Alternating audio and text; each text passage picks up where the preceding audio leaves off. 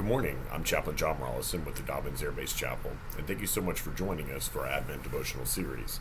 Today is December 16th, and our lesson begins with the reading from the Gospel of John, chapter 13, verses 12 through 17.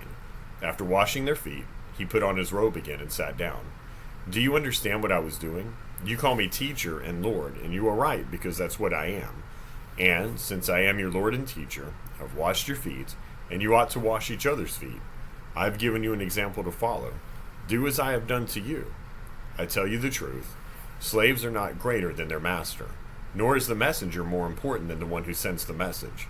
Now that you know these things, God will bless you for doing them.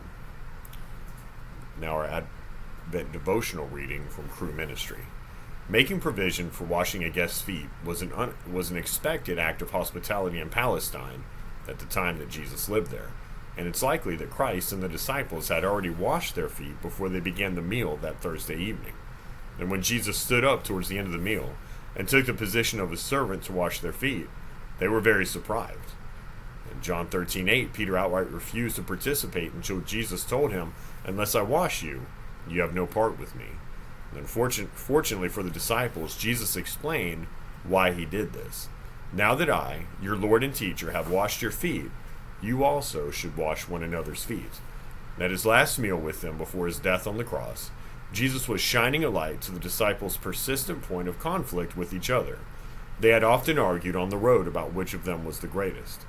Jesus never told them not to hope to be the greatest. He redefined what the greatest means. And after washing their feet, he said, "I have set you an example that you should do as I have done for you." Well, what did he mean? The most esteemed should take the lowest place. The leader should humbly serve the follower. The one who deserves robes and crowns should clothe himself as a slave. The very next day, Jesus was stripped of his clothes, and he was punished as a criminal.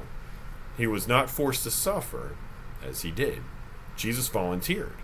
Nothing was taken from him. He offered himself up for our sins. And his exchange of glory for shame is the perfect example of exchanging greatness for humility. We, who have received so much, are likewise called to lay down our privilege and comfort for the sake of others.